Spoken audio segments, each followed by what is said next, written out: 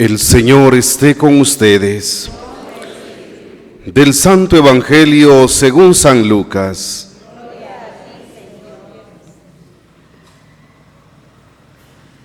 En aquel tiempo se acercaban a Jesús los publicanos y los pecadores a escucharlo, por lo cual los fariseos y los escribas murmuraban entre sí: Este recibe a los pecadores y come con ellos.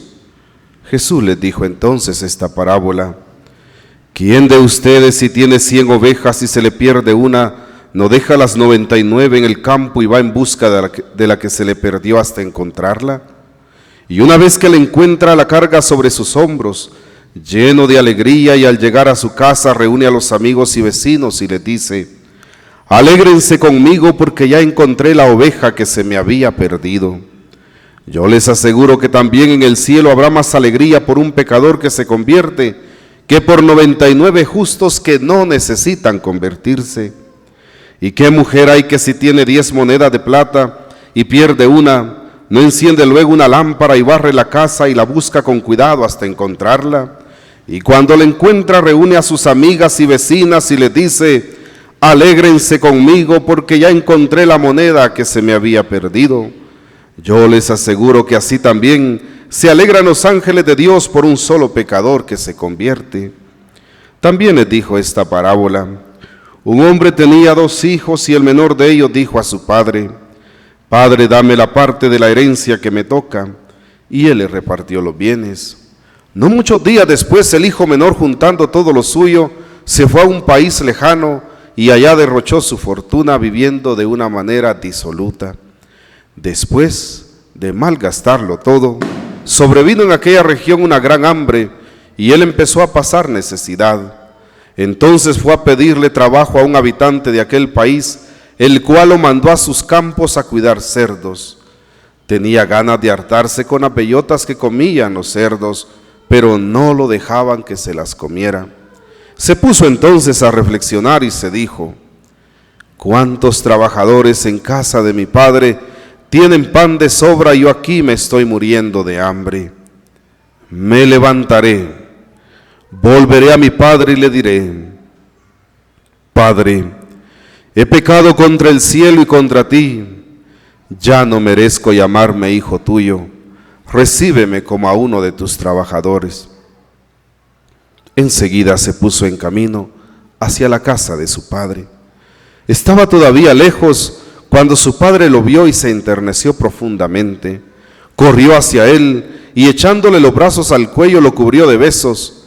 El muchacho le dijo: Padre, he pecado contra el cielo y contra ti, ya no merezco llamarme hijo tuyo.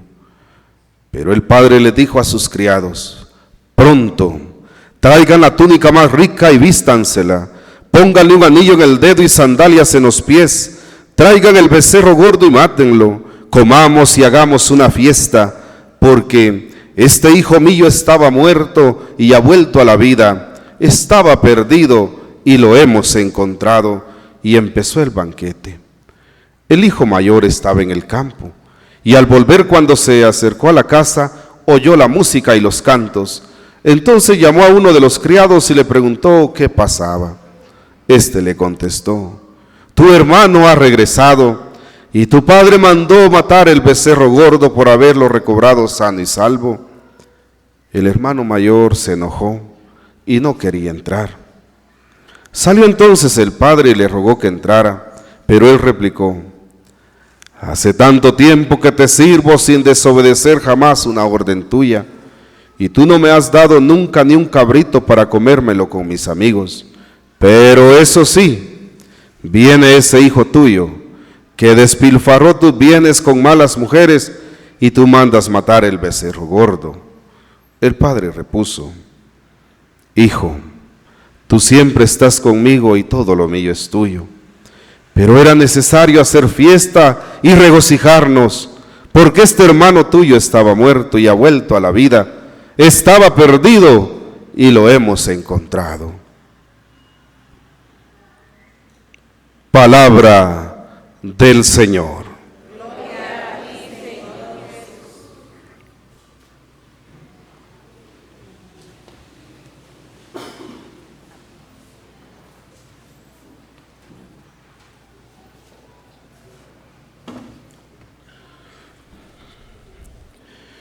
Queridos feligreses, la lectura de este domingo nos presentan la misericordia de Dios. En la primera lectura terminaba diciendo que el Señor renunció al castigo para el pueblo, luego de que aquel pueblo cayera en idolatría, le fallara a la alianza que había establecido con él. Diríamos, era un pueblo que merecía un castigo, pero Dios renunció a castigarlo porque grande es su misericordia. El Salmo es la experiencia de un hombre que se siente, como decía el Papa Francisco, misericordiado por Dios. La segunda lectura, Pablo dice: Dios tuvo misericordia de mí, porque en mi incredulidad obré por ignorancia, y la gracia de nuestro Señor se desbordó sobre mí. Hoy entonces podemos repetir aquella expresión de la experiencia del Papa Francisco: cómo Dios ante nuestra miseria nos rescata con su misericordia. Y repitamos esto: miseria mía, repitamos, miseria mía, misericordia de Dios. Otra vez, miseria mía, misericordia de Dios. Somos misericordiados por Dios. Y el Santo Evangelio, que ha sido una lectura extensa porque se proclama todo el capítulo 15 de San Lucas, que contiene 3 parábolas que le llamamos así, las parábolas de la misericordia, en donde Dios, cuando es atacado por sus detractores, porque a Jesús había gente que pues lo difamaba, y entonces hoy aparece como estos detractores de él, los fariseos y otras autoridades, lo critican porque él se muestra cercano a los pecadores, pero él se muestra cercano para acercarlos a Dios, para transformarles el corazón, para cambiarles la vida, y aquellos no entienden. Por eso, en la tercera parábola que se ha leído, el hijo mayor representa a aquel pueblo que, creyendo que cumplía todo, porque así le dice aquel hijo mayor cuando regresa y se da cuenta que hay alegría y hay fiesta, porque el hijo, el menor, el hermano de él, ha tenido la oportunidad de volver y ha sido recuperado. En vez de alegrarse, se enoja y le dice: yo siempre he cumplido todo. Eso era lo que decían las autoridades judías, y se enojaban porque en Jesús Dios le daba oportunidad de conversión y de salvación a los que ellos habían catalogado y etiquetado como pecadores y personas sin remedio. Entonces viene Jesús y responde con estas 3 parábolas, porque la crítica es esta: come, comparte con los pecadores. Y Jesús responde con estas 3 parábolas. Primero, la de la oveja perdida. Las 3 parábolas nos hablan de esto: algo o alguien que se ha perdido, pero que ha sido buscado y encontrado. Y fíjense, es Dios quien no nos da por perdidos. En Dios no aplica aquel criterio de los muchachos. Los jóvenes hacen esta broma y le dicen a los amigos: vos no tenés remedio, le dicen, ¿sí? Vos sos caso perdido. Pues fíjense, para Dios ninguno somos caso perdido y todos tenemos remedio. Es Dios quien nos busca, y esto aparece, esta actitud de búsqueda de Dios aparece desde el momento primero en que el hombre y la mujer fallan al proyecto de Dios. Cuando leemos el capítulo 3, versículo 19 del libro del Génesis, el capítulo 3, versículo 9 del Génesis, aparece cómo Dios empezó a buscar al hombre y a la mujer, porque estos después de fallar se escondían, y llegó Dios y lo busca y le dice: ¿dónde estás? ¿Dónde estás? Es la búsqueda de Dios que no nos abandona a las consecuencias de nuestras malas decisiones, que no nos abandona a las consecuencias de nuestro pecado. Es Dios que nos busca para rescatarnos. Y por eso cuando leemos el capítulo 19, versículo 10 de San Lucas, que nos relata la conversión de Zaqueo, dice esto, fíjense: el Hijo del Hombre ha venido a buscar y a salvar a quien se había perdido. Y Génesis 3:9, Dios empieza a buscar al hombre. Y ahora en Lucas 15 aparece esa actitud de búsqueda de Dios. La primera parábola se coloca así: Dios, como aquel pastor que teniendo 100 ovejas y cuando se le pierde una, él no dice: una no es ninguna, tengo 99. Esa tonta que se fue, que mire cómo sale, su merecido. No, dice: empieza a buscarla y no descansa hasta encontrarla. El de la búsqueda de Dios. Los buscados y encontrados somos nosotros, si nos dejamos encontrar por Él, porque Él respeta nuestra libertad. La segunda parábola, una mujer que teniendo 10 monedas, dice: se le pierde una. Y de repente no dice: una no es ninguna. Es que para Dios nosotros no somos un número, somos únicos. No sumamos, existimos para Él como si fuéramos los únicos. Dios nos ama con un amor único. No somos parte de un grupo. Él no nos ve en masa, Él nos ve con un amor propio. Y dice que empieza a buscar aquella mujer la moneda perdida y la encuentra. Y en estas dos parábolas ya va la alegría de encontrar lo perdido, ¿no? Y aquella mujer dice, como buena mujer, empieza a contarle a las demás que la encontró, ¿eh? Miren, es que el Evangelio tiene todos los detalles, ¿verdad? Dice, aquella mujer solo la encontró y empezó con la bulla a contar de que la había encontrado. Bueno, no todas las mujeres son así, ¿va? Bueno, pues fíjense. Y el Evangelio,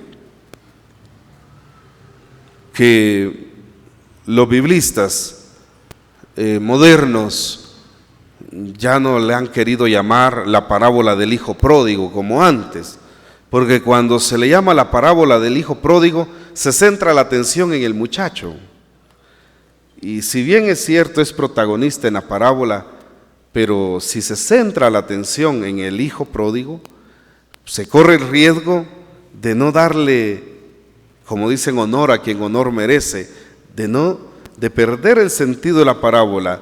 Y por eso a la parábola se le llama la parábola del Padre misericordioso. El Padre misericordioso. Esta pareciera que, bueno, ¿y qué casi es lo mismo? No, porque ya así resaltamos la actitud de aquel Padre que es Dios. Y nos damos cuenta, como decía Santa Catalina de Siena, que si bien es cierto que el hombre siempre está inclinado a pecar, pero Dios en su misericordia siempre está inclinado a perdonar. Y por eso el Papa Francisco decía, muy grande puede ser tu pecado, pero es mucho más grande la misericordia de Dios. Miseria mía, misericordia de Dios. Y por eso, en esta parábola, pues vemos un relato literal de lo que tristemente no ha cambiado tanto, ¿verdad? Si Jesús lo dice es porque ya existían unas situaciones que hoy se siguen dando. Dice que aquel padre tenía 2 hijos y de repente apareció el menor. Ya se consideraba un hombrecito, ¿no? Y le dice: déjame hacer con mi vida lo que yo quiero y dame la herencia que me toca. Fíjense ustedes. Y uno dice: ¿qué vivía aquel padre que quizá ya había hecho todo, había agotado los recursos por formar aquel hijo, que ya no hace más por retenerlo? Y le dice: está bien, y le da la herencia que el muchacho pidió. Y el muchacho se va de la casa y lleva la vida supuestamente libre que quería.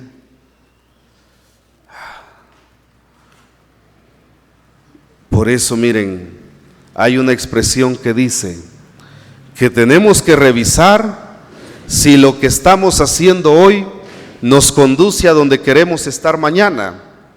Porque muchas veces los muchachos, o todos podemos caer en este error, tenemos solamente una mirada inmediatista. Esto es lo que quiero, y no miramos con horizonte. El ser humano tiene la capacidad de ver a distancia, pero muchas veces nos obsesionamos, ¿verdad?, en cuestiones inmediatas. Y bueno, viene aquel padre y seguramente le duele ver que su hijo tome esa decisión, pero como él respeta la libertad, dice, pues ya que no aprendió con el amor de la casa, le tocará aprender con el dolor de la calle. Y lo deja. Y el muchacho se va y despilfarra. ¿Y a dónde va a parar? Toca fondo. Después de tenerlo todo, queda sin nada. En un trabajo humillante en aquella época. Y todavía pues no tenía, dice, ni derecho a comer de lo que le daba a los cerdos. Ahí fue a parar. Ahí lo llevaron sus malas decisiones. Del todo a la nada. Y ahí fue cuando recapacitó. ¿Cómo somos los seres humanos? ¿Por qué tenemos que aprender hasta que pagamos las consecuencias? Por eso se dice que en esta escuela de la vida muchas veces el gran maestro es el dolor. Y bueno, pero resulta, ¿no?, que ese Padre misericordioso nunca cerró la puerta, ni los brazos, mucho menos el corazón. Ese Dios. Y ese muchacho que toma aquella mala decisión, somos nosotros. Somos nosotros que tantas veces, siendo tan amados por Dios, lo abandonamos y tomamos malas decisiones. Y somos nosotros los que también tenemos la oportunidad de recapacitar, de levantarnos, de aprender de nuestros errores, de enmendar nuestro caminar. Y fíjense, porque tristemente como humanos nos podemos equivocar, pero como cristianos podemos enmendar, porque la misericordia de Dios siempre nos está buscando y nos está rescatando. Eso sí, se trata de que aprendamos y de que recapacitemos y de que enmendemos nuestro camino, porque la misericordia de Dios no es una licencia para pecar. Se trata de enmendar y que no andemos ahí con el síndrome de la Selena, creo que es, ¿no? Tropecé de nuevo y con la misma piedra, dice. Y va de tropezar con la misma piedra. Un sacerdote colombiano nos dio un curso en una ocasión, cuando yo estaba en el seminario, y él radicalmente nos decía esto, una propuesta radical pero coherente. El seminarista que se confiesa 3 veces del mismo pecado ya necesita ayuda psicológica, decía él. Es que no se trata de que porque Dios es misericordioso, nosotros sigamos pecando. Se trata entonces de que Dios, que nos busca, que hace todo para salvarnos, que nosotros también secundemos su misericordia. Pidámosle hoy entonces que nos ayude a recapacitar. Y bueno, 2 conclusioncitas así también prácticas. Primero, aquí hay jóvenes. Miren cuántos jóvenes en su rebeldía hoy están decidiendo abandonar a sus padres. Créanme que no es 1 ni 2 casos los que uno acompaña de estos, de padres angustiados que dicen: Padre, venimos a hablar con usted.